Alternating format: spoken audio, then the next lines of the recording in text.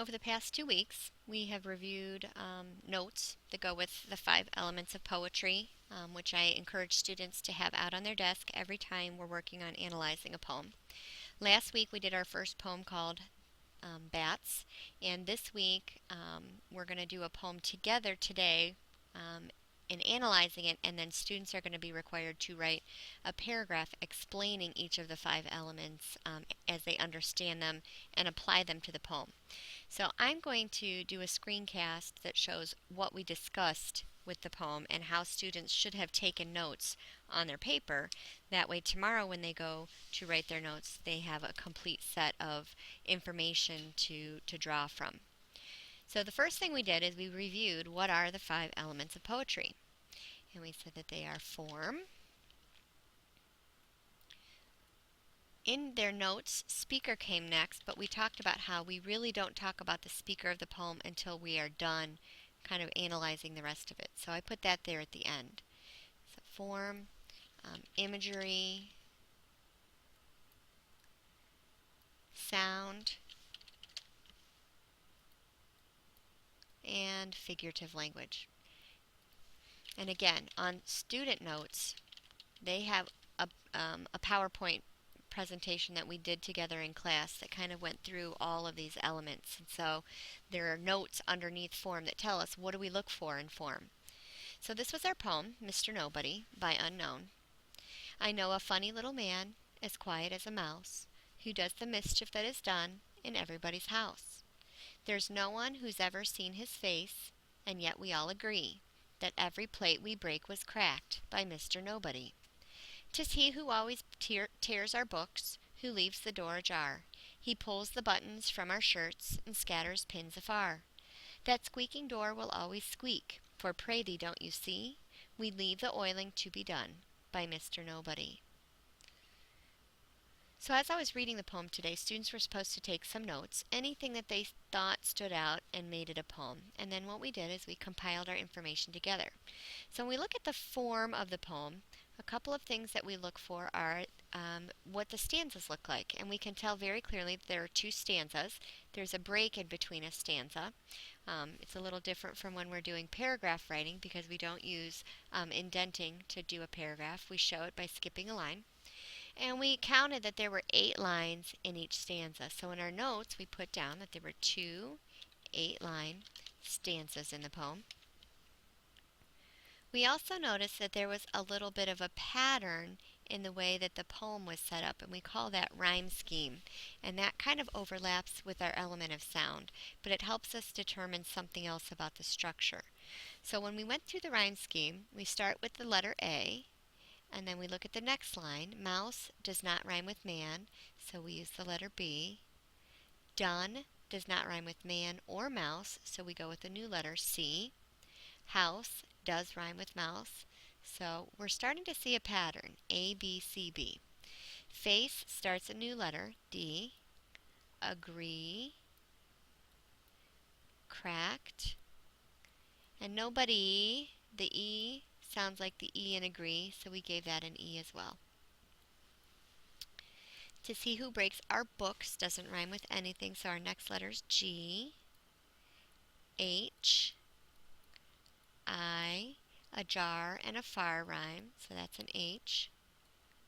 Squeak is J. C rhymes with agree way back up in that last stanza, so that's an E. Done rhymes with done because it's the same word, and then E. Whoops. So we definitely see that there's a pattern in the way that this poem has some kind of a rhyme scheme. So when we went back to our notes, we said there were 2 8-line stanzas, and there was a rhyme scheme. And so because of that, we see that there is a definite structure. So we would say that this poem is structured in form. Now that kind of overlap down here. So we saw that we did have a rhyme scheme, and we call that end rhyme. End rhyme is when you look at the ends of lines to see if there's a rhyme.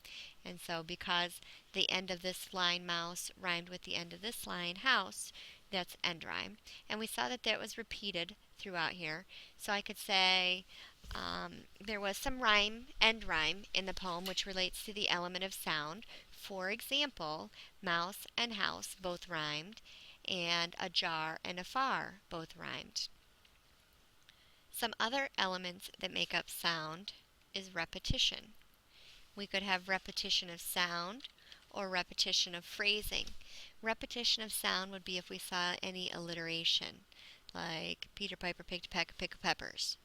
And there didn't seem to be anything that really stood out, but we did see that this line repeated at the end of each stanza. They repeated the words by Mr. Nobody. And we think that that was just to emphasize the importance of the idea that nobody did something. And that's kind of weird how nobody can do something. So we definitely had repetition of the phrase Mr. Nobody. The next part of sound, we call them the three R's, rhyme, repetition, is rhythm. Repetition and rhythm. And we said when I read it that we could hear a little bit of rhythm. And the last part of sound is onomatopoeia. Onomatopoeia. And I'm not sure if I'm spelling that wrong because I don't have my notes sitting here in front of me, so I apologize. And some of us thought that the word cracked made the sound that goes with cracking. So that could have been onomatopoeia. We might have also said that squeak was some onomatopoeia too. So there's definitely some element of sound within this poem. Going back up to imagery. Imagery is looking at sensory language that appeals to our five senses. So we found some imagery. Every plate we break appeals to the sense of sight. The vision of tearing our books, that also appeals to the sense of sight. Pulls the buttons from our shirt, that's something that we can kind of visualize. Leaves the door ajar, those all have to do with sight. And then we found this one down here, the squeaking door will always squeak, which appeals to the sense of sound. So we definitely have imagery that stands out in this poem. Lots of different images that we can visualize. And so what we did to take notes is we saw sight and sound. Figurative language was our next element, and we did find a simile in here, as quiet as a mouse. And we said that it was comparing the idea of this little man, Mr. Nobody, to a mouse. And what they had in common is that they were both very quiet. Okay, so that's a simile. And we didn't really see any other elements, so that was it for figurative language. And so the last part is speaker. And we determined that the speaker is a narrator because it says, I know a funny little man. So it could be a character maybe that's part of a family or a narrator. Say narrator. Or maybe it's a mom or a dad. We're not sure, a narrator or a character.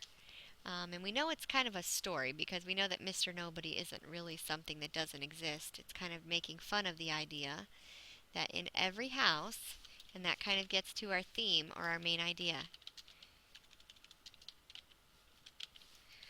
In every house, there is someone who doesn't always take the blame for something they did wrong. And we kind of talked about that in class today, and everybody could kind of figure out in their house if they had ever done something like that, or who in their house is guilty of doing that, sometimes themselves. Okay, and so tomorrow when students come in, they're going to actually use this information and write 5 separate paragraphs. One paragraph about form, one paragraph about imagery, sound, figurative language, and speaker. And they have to explain what is the form of the poem, using the notes that they had, and going back to the poem and citing some examples and quoting it. Okay, and so this is a process that we're going to go through with every poem that we do, usually on a Monday, to really get kids immersed with and understanding the language that goes along with poetry.